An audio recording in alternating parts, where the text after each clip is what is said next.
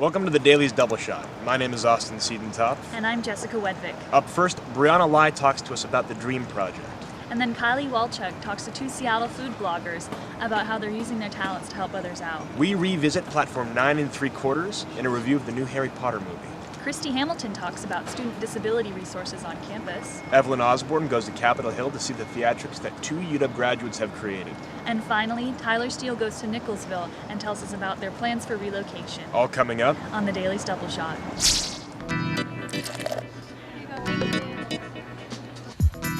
Ooh, what is that? Chinese. Yeah.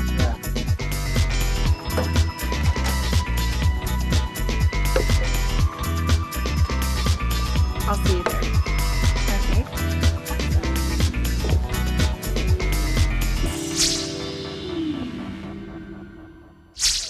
Up first, Brianna Lai takes us into the Dream Project. I was the first one in my family to go to college, and I also think it was lucky that I ended up here. And I had a few people support me, and it was sort of random fate that I made it here. And I wanted to be able to give that back. Janae Myers-Twitchell was one of the 5 students that founded the UW Dream Project. The Dream Project is a student-initiated high school outreach program. UW students partner with local low-income and first-generation high school students. The goal is to help the high schoolers attend college. Nancy Tran was a student at Chief South High School, where she participated as a scholar in the project. Now, as a junior at UW, Tran co-leads the weekly lecture. So I was a Dream Scholar when I was a junior and senior, and so that's how I got involved in the Dream Project. And so when I came onto campus, I joined Dream Project. I went to Chief South, helped some of my underclassmen that I knew, and then eventually became a lead for Admissions Workshop Weekend, and then led that with another mentor, and then now here I am on the steering committee leading the class. So we have undergraduates who act as our mentors, and they get to learn about social inequalities and educational equity. And some of them are first in their family to go to college. Some of them are 5th generation to go to college and maybe weren't necessarily aware that there were social inequalities. On one hand, the Dream Project functions as a community in waiting for high school students who come to the UW and are looking for a group of like-minded thinkers on campus. And I believe that at the UW, which is such a huge school, it's important to find those communities and really be engaged with a smaller group of people in a way that really compartmentalizes and personalizes the college experience for undergrads. This one person once asked me, what would you have done without the Dream Project? And I was like, well, I have my older sister, so I would have been fine, but there are other people who don't have older siblings or don't have parents who've gone through the process. And so Dream Project is kind of that resource for them. Current UW freshman Billy Nong is the first to attend college in his family. He is a recipient of the Live the Dream scholarship. The reason why I didn't know much about the university or any colleges before Dream Project was because nobody in my family had ever even graduated high school. But we try to choose around 10 exceptional students who we work with every year, and they receive a $1,000 scholarship to the University of Washington. If I was here alone, just going to a big university, I would be lost. I wouldn't know what classes to take, what professors would be good. So being a Dream Project, I had mentors higher than me, and they would recommend me teachers, what classes to take, and potential majors, and it's helped me a lot. No one in my family has gone to college yet, so they really didn't have any idea of how to help me or how to, for me to achieve it, and we don't have the resources to, help me pay for it. So basically, my family, they encouraged me to try to go, but they were like, if you can't get the money or you can't get in, we can't help you.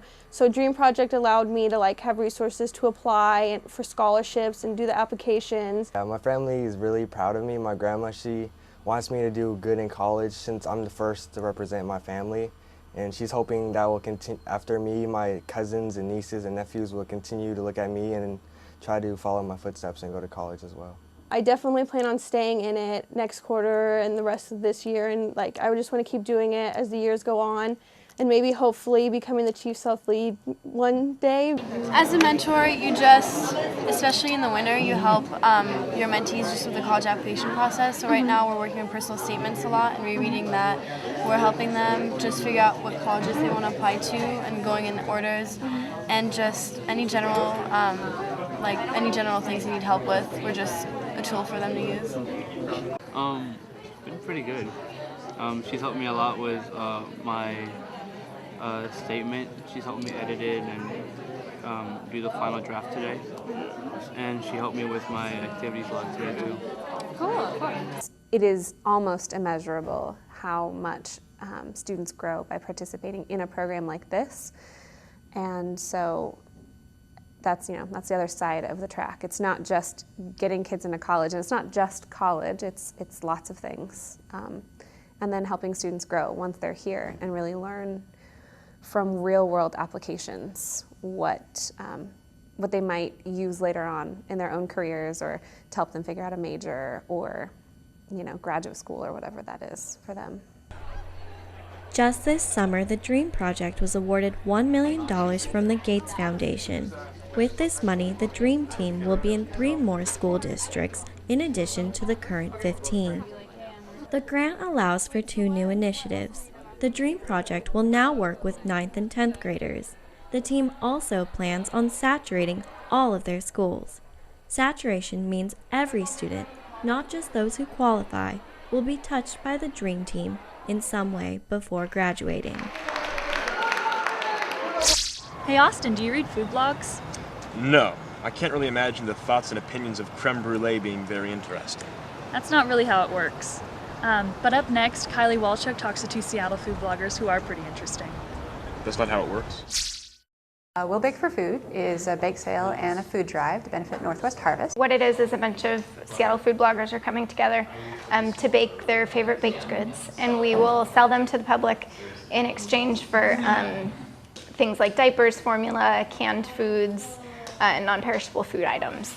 Monetary donations as well. We've got about 50 bloggers together who are going to be baking and donating. They'll bake in advance and donate for the event. So Northwest Harvest is a nonprofit, and what they do is collect food and monetary donations and then distribute them to food banks and schools that are in need throughout the Seattle community. Given that it's the holiday season and that the economy is stunk, a lot of food banks are in dire need for food, formula, diapers, gluten-free products, anything that they can use to feed the community. Well, we do actually have a website. It's called willbakeforfood.com.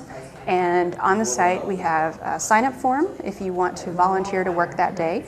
And then we also used Twitter as a platform to get in touch with the largest number of bloggers that both Jenny and I knew, to ask them, to invite them to come out and bake for the event. We also have a really terrific little page that shows pictures of the bloggers who are going to be participating, and that's been sort of a fun little social activity. The Seattle blogging community, especially food bloggers, is pretty tight-knit, and we're all on Twitter, we all have our own blogs, and so everyone responded really positively. We get together sort of semi-regularly at events and decided that this was a terrific community that we would be able to sort of call on to help the rest of the city. Well, I wanted to do something for this holiday season to sort of get back to the community and help people who don't necessarily have the means to eat all the time. I have been sort of neck deep in my blog for a couple of years, and I needed to take a little bit of break from baking all the time. And I was talking with Jenny one day, and she said, I kind of want to do this, but I need a partner. This is a terrific opportunity for me to just step away from being covered in flour and sugar and butter all the time. So I actually have 2 blogs, but my food blog is called Purple House Dirt, and it's mostly a baking blog, but we do a lot of things from scratch at home. We make our own sausage, we cure our own meat, we do all kinds of things that a lot of people don't have time to do anymore. Well, I started my blog about a year ago, and ever since I've come into contact with a bunch of amazing bloggers from Seattle and from all over the world. We all have something in common, so we all really try to support each other, and that's what they've done with us. Following up after the event, we're going to try to post how many pounds of food we collected, sort of the impact of this event, because it was important to both Jenny and I that we didn't just have the event and then stop talking about what we've done, but that we actually shared, this is what we've done this season, and we'd love to be able to do this again if it's really successful. Jessica, have you read the new Harry Potter books? I read the first 6, but I only got halfway through the last one. Ah, well that's oddly convenient, as the last movie has been split into 2 films. Well, I hope they show the part I read first. Yes. Now, Robert Frankel and Andrew Gospey review Harry Potter and the Deathly Hallows, Part 1. Hello and welcome to Cinema Chat. My name's Andrew Gospey. And I'm Robert Frankel. We're 2 Weekender staff writers for The Daily, and today we'll be reviewing Harry Potter and the Deathly Hallows Part 1. This is the first part in the 7th installment of J.K. Rowling's massively successful fantasy series. Rob, your thoughts on the film? I'll be honest, Andrew, I found Part 1 to be a little disappointing. I came off of The Half-Blood Prince really excited for where the series was going, because I never actually finished the novels myself as a reader. And so, seeing the film, I became very interested in the world and really kind of stoked as to where it was going. But Part 1 felt really a little bit disappointing to me, and even in some cases quite boring. I wouldn't go as far as to call it boring, but there were definitely some moments where the plot dragged, especially an extended middle sequence of the film where Harry, Ron, and Hermione are on the run from Voldemort and the Death Eaters, and they're journeying through the woods and various portions of the English countryside. Almost moping exclusively throughout. Exactly. How did you feel that the film as a whole kind of went? Well, I felt like it was a lot of build-up. I mean, granted, the big climax of the story is going to happen in the second part of the movie. But there was lots of exposition, lots of explaining plot points. Right. They kept going in circles, sort of chasing their tails. And I don't know if that was actually part of the book or not, but it just felt so redundant and so over and over again. And I have read the books, and to a certain degree it is part of the book. But it's a part of the book that doesn't translate quite as well to the screen. But to be fair to the movie, most of the people who are going to see this are going to be maybe not die-hard Harry Potter fans, but at least familiar enough with the series where it won't be an issue for them. Be that as it may, don't you find it a bit lenient to let the film off on that note? After all, the Harry Potter film series is in a spot no other film series has been in before, where they can just literally jump right into the action because they've had 6 films to develop these characters. There's nothing stopping them from actually doing what the film set out to do and not just give a whole bunch of rising action before the ultimate battle. Yeah, that's true. And I thought that the focus on character development, especially in the middle part of the film, was a bit strange, given that we know these characters pretty well already. It especially manifests itself in this supposed sexual tension that's supposed to arise between Harry, played by Daniel Radcliffe, and Hermione, played by Emma Watson. I was never aware that there was actually intention to be had between the two. To be honest, if Radcliffe and Watson had sold it a little bit better, maybe it would have been a bit more believable. Yeah, and I think that was mostly on Watson. She looked pretty disinterested for most of this movie. She's probably just looking forward to getting to Brown. Yeah, definitely. Having said that, though, I've never actually had an issue with the casting or the actual acting. I found that Radcliffe, Watson, and Grint being the weakest link of the 3, have been, for the most part, adequate for their roles. However, I felt that the acting was a bit spottier in this film than in, say, Half-Blood Prince. Yeah, I could see that. And Daniel Radcliffe seems to make up for this by appearing shirtless in a good 75% of the movie.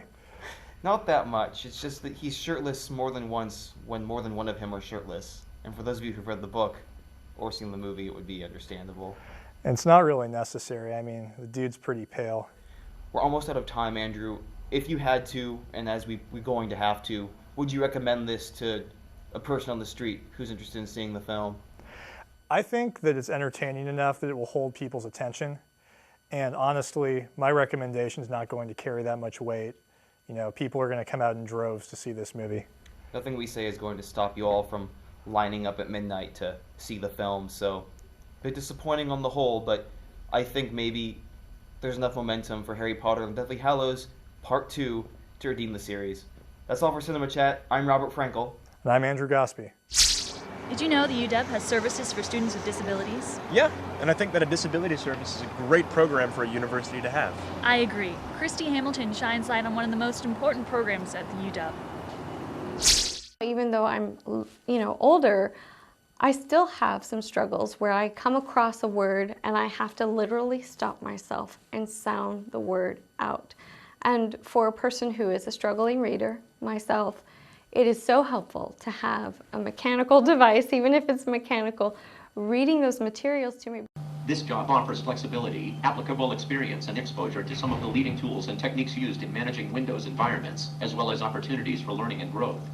It's very helpful for me because then I can actually stay ahead of the game, and it gives DRS an opportunity to start converting those files into audio file for me. So it's like, oh, hey, here I am at the start of the quarter and I'm starting off good. DRS stands for Disability Resources for Students.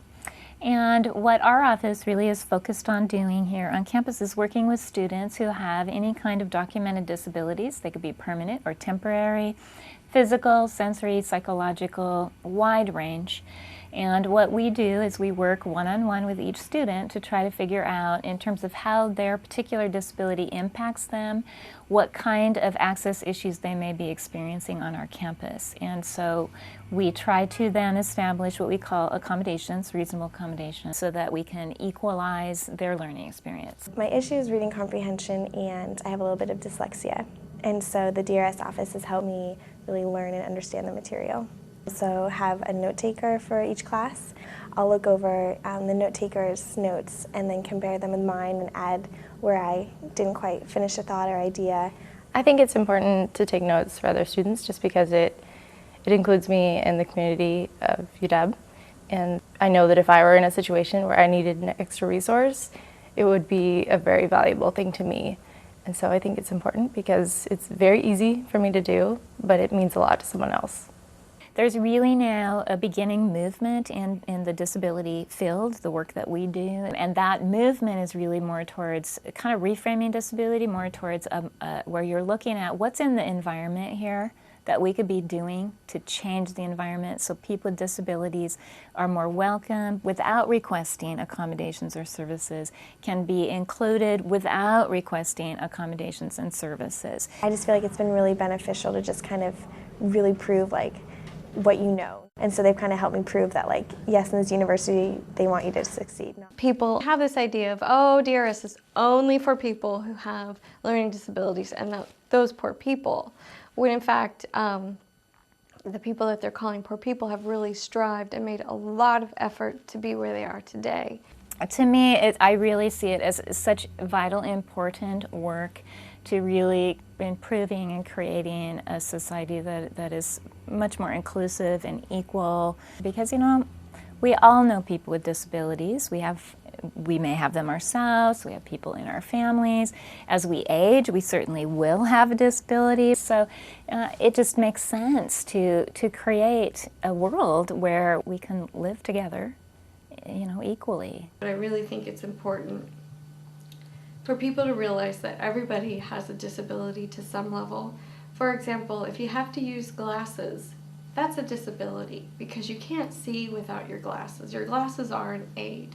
So it's not any different than an individual like me who uses an aid for learning purposes. After the break, Evelyn Osborne goes to Capitol Hill, where two UW alumni started their own theater group. Evelyn Osborne talks to two UW alumni who started their own theater on Capitol Hill. Gesamtkunstwerk. Gesamtkunstwerk. Gesamtkunstwerk. Gesamtkunstwerk is a German word, and it basically means a total work of art. An all-encompassing artwork. We wanted to really integrate as many different types of art into our theater. Something that is a little bit outside of the boundaries of just regular theater. More than just actors on stage playing characters, but interactive media pieces. So not just live theater, we wanted to also do some media work as well. Bringing the digital realm into the physical realm and together making something way more exciting than just theater and bringing it to a whole new level. They're working so many different multimedia elements into it, but relating them to the essence of the story makes it really important. We're trying to bring it closer to the audience, and so it is a much more visceral experience. It's very different than if you would come in and sit in an audience and watch a show. It's you come in and you're part of the show immediately. You feel like you're part of the whole environment. Gesamtkunstwerk is a new theater company in Seattle. We did our first show in January 2010. Right now we're in the process of putting up 2 shows in repertory, The Late Henry Moss and Shoreditch Madonna. 2 sets in the same place, and some of the actors are playing 2 characters in the same world that's shaped depending on the performance. Lots of theaters are just basically watching people act on stage, so we wanted to use digital art and photography as well to kind of bring in maybe a new audience base, like the new generations who are so used to watching TV and movies, kind of enjoy theater again. The shows are laid out differently, so it's not, the audience is part of the actual performance. I never expected to help start a theater company graduating. I just expected to work in other theaters already established. I basically went to UW through the drama program in order to do costume design. I took a lot of costume classes, constructing and design work. I was a drama and philosophy major. It's interesting because Shoreditch Madonna has a lot of sort of philosophical elements to it. Even my philosophy background comes in and helps me with my character work to a certain extent. What's nice about UW is that it gives you a very well-rounded base, and then it allows you to sort of delve into whichever part that you want to go into. It helps teach the students how to become more proactive in communicating with the various levels of the theater. At the University of Washington, my major was digital art. That's what I do here at the theater now, is being able to bring all of that creativity and openness that DX Arts was able to help me develop in myself, and bring that into the theater here and bring that into a world that people can experience. I think it's just a new and exciting thing for us to do, and just really kind of put our views and the way that we see theater evolving. The hope is that your perspective on how the world works will change, and you will see something exciting in a whole new light, and you will see life from a perspective that involves all sorts of different media works. People should come and see us just in order to experience a new way theater can be done, instead of just the actors on stage. Should definitely come see the shows. The actors are amazing, the set's amazing, and people have really, really good energy and have put a lot of work into it, and a lot of heart and a lot of passion, and I think when things have that much passion in them, they're bound to affect anyone who comes near them. Now, Tyler Steele steps into the shoes of the homeless as he spends a day in Nicholsville as they get ready to relocate. It's when they move that the controversy and public interest surrounding Nicholsville tent city increases. But spend the day with these guys, and it's pretty hard to ignore. They're not your typical homeless shelter. This is Nicholsville, so self-governed community and stuff sticking together. Like I'd say probably a good third of the camp is what you call the working poor. There's a lot of people here still going to school too. I'm going to school, finishing up massage therapy in December. Woohoo! And one girl just started becoming a veterinary assistant, so she's back in school, and a couple other ones thinking about going back and finishing up their degrees, and it's pretty cool.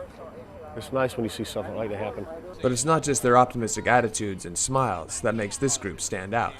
It's their structure and organization, too. One of the unique features of Nicholsville is that we have a security desk, as you can see, and it is manned by 2 people, 24 hours a day, 7 days a week. We're really, really, really, really big on making sure that the people that live here are safe.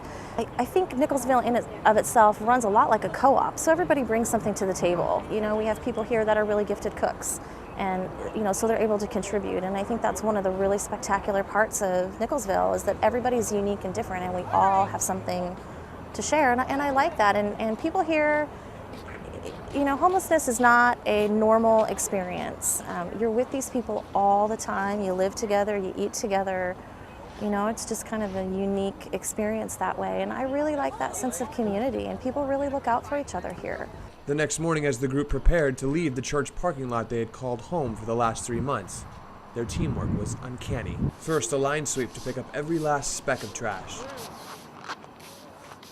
Next, taking apart the crates, which had once been the foundation for their tents. Followed by a final cleanup. Imagine packing your entire life, along with a family of 80, into a truck like this, and then moving to a completely unknown location. For the residents of Nicholsville, Tent City, this is exactly the case. By noon on Monday, their stay in the U District is almost over. All the tents and few personal items have been packed, and they'll be on their way to yet another temporary location. The catch?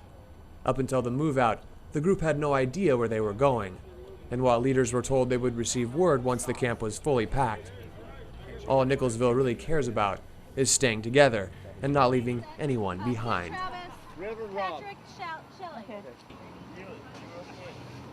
A few minutes after they were finally told where they would be going, they were off to the old firehouse in Lake City. Their dream? To one day have a permanent place to call home. Well, that's it for this week. Come back on December 3rd for our next episode. Yeah, otherwise our ratings will drop and we won't have jobs. Thanks for watching the Daily Stubble Shot. Please come back.